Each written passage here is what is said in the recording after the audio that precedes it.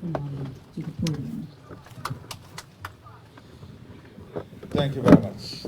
Please. Thank you. Please have your seats.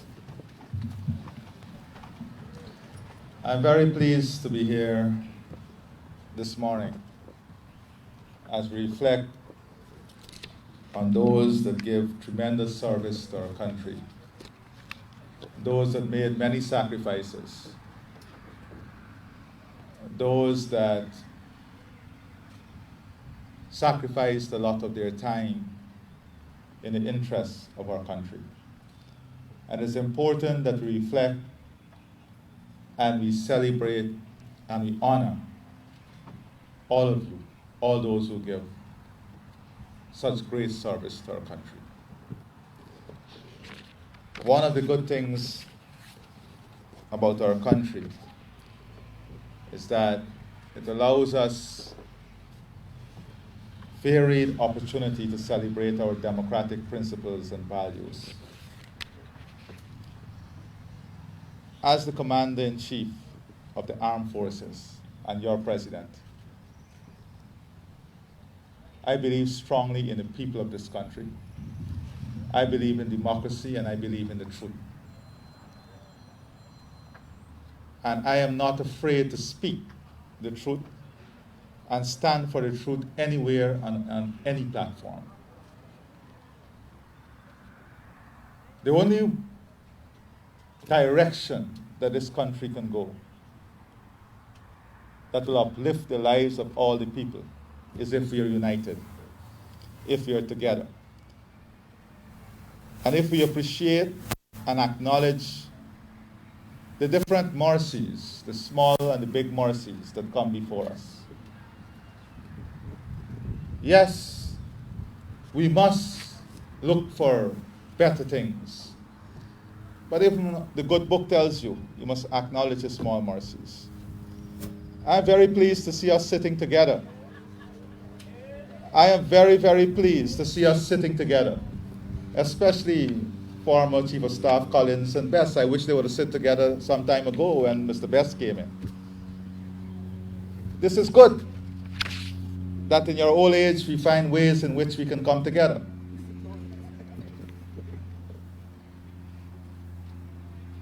Because unity is not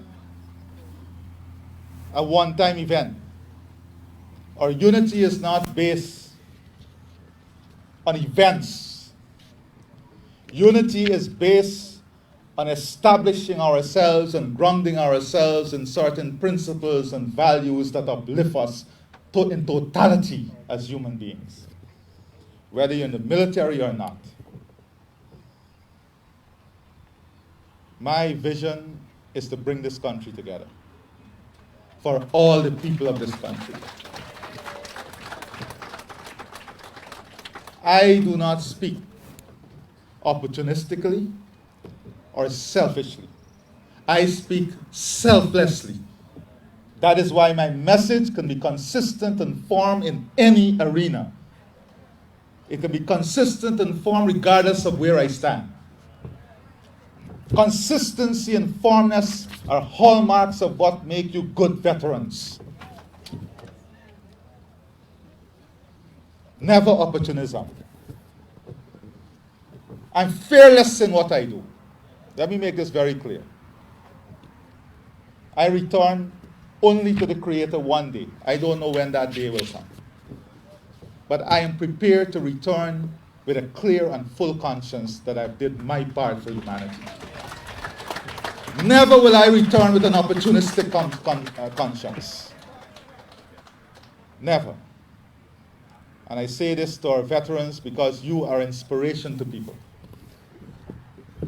For you to be inspirational to the next generation, you must be consistent in upholding the rule of law, consistent in upholding democracy, consistent in upholding the principles that make us good human beings. If you're inconsistent, then you're not doing justice to being a good veteran. And I say that fearlessly. You have my friendship, you have my love. but it comes with a level of respect. I was a technician when Mr. Gary Best was Chief of Staff and Mr. Collins was Chief of Staff, and they can attest if I was ever disrespectful to them in their uniform. They can attest.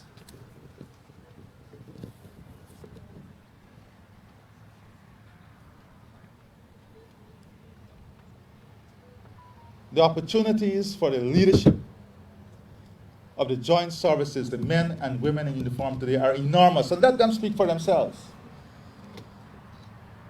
We have embarked on a program that is allowing men and women in uniform today to own their own homes.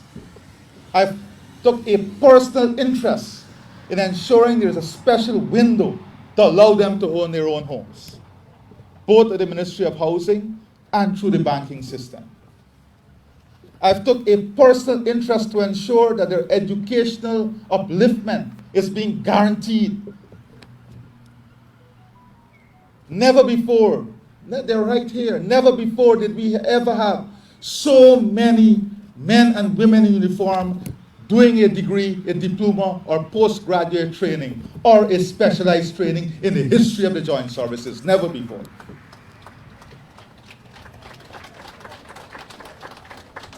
And this did not come because of their work. You have to take credit for that too. Because your sacrifices in building an institution that remains strong and viable, an institution that remains an integral part of our national life, your struggles and sacrifice allow them to benefit from an institution that is delivering like this to them now. And you must take credit too. We must acknowledge this. My dear friend, I agree with you. We must do more for our pensioners and elderly, and we will do more. We will do a lot more. In my announcement, you heard me say that we are progressing in a very phased manner, and the next set of announcements will shake some heels in this country.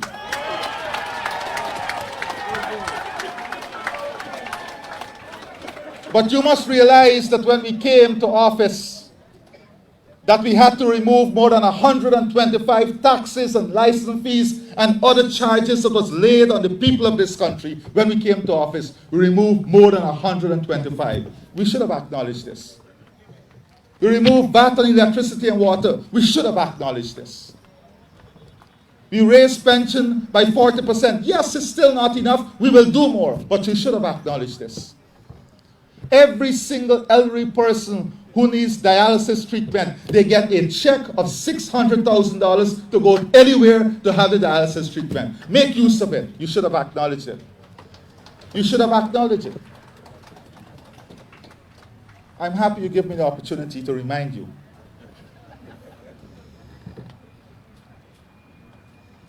Yes, NIS is a problem. I'm offering now, Chief of Staff, to have the NIS team here for the next 3 days, from Monday to Wednesday, to sort out all the outstanding NIS issues that you have here with the veterans. You don't have to go and line up and wait. I will have them Monday, Tuesday, and Wednesday. Please, where is Ejil? Do your job now. Get them here Monday, Tuesday, and Wednesday.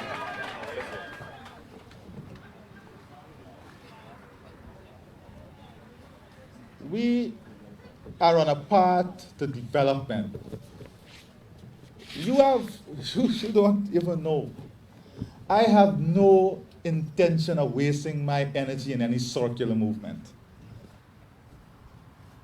At the end of my 5 years now, the electorate decide what happens. But for the time the electorate, through a democratic system, have me here, you can expect a country that will move only in one direction, a positive direction. By the grace of God. My message is clear and consistent. I can sit with any Guyanese, regardless of your status, the way you look, how you speak, and be very comfortable. Be very, very comfortable.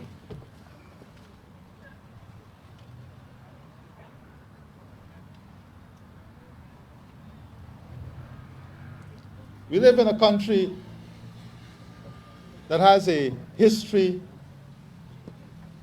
that is inconsistent. Why do I say that? You can't believe in a set of values and principles in an inconsistent way. If you believe, and trust me, young officers and young members of the military, trust what I'm telling you. Stay consistent to your value system. Stay consistent to the principles that you adhere to when you take the oath. Do not be shaken or moved by occasions or situations. Once you stay consistent to those things, I guarantee you, the day will come when you will be recognized. You will stand out. You will mark your place.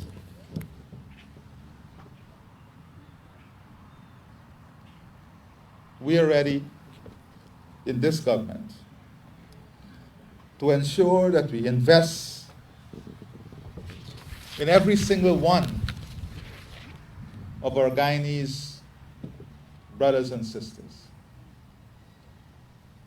Veterans, you have an important role, not marked by age, but marked by experience. You've seen the needle of this country move in different directions. Your experience and your discipline should allow you to be the frontline soldiers now. Should allow you to be the frontline soldiers now to forge unity and remove the blot of hate wherever it exists or existed. My dear friend said we're all moving, as you get older, there's a greater possibility that you're moving closer to another life. How do we want to be remembered for whatever days is left for us? As being continuously part of a problem or now being part of the solution? The question is an open question. You see, in this country, we don't propose war with anyone. We have no expansionist plans. We are a very peaceful people. But we will stand up resolutely and defend our territorial integrity. And you are the front line, not only in defending our territorial integrity. Because if you look narrowly at the word territorial integrity, you think about our borders alone. But if you look at the word integrity, it means that everything that happens within the border, whatever we do within the border must put Guyana in a positive light to all those who are external to our borders. Very important. Whatever we do in our border must put Guyana positively to those who are external to our borders.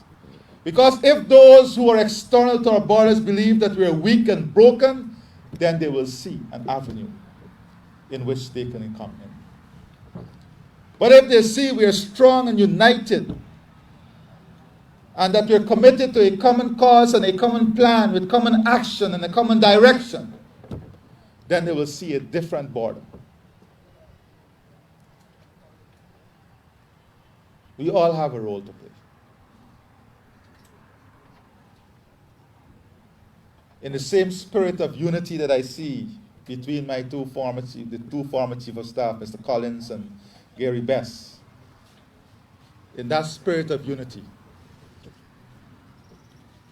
let us recommit, regardless of age or rank. Let us recommit to doing our part in leaving a better country. To our veterans, I assure you of a better life.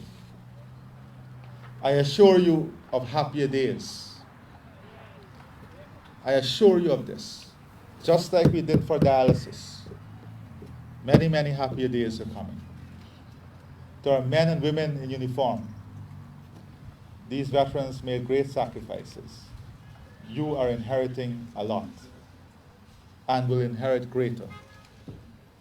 Let us learn from their sacrifice and never, ever recommit any mistakes they might have made. I hope you understand this statement. Forgiveness is essential in moving forward. But respect is an important tool in giving meaning to forgiveness. Thank you, and may God bless you.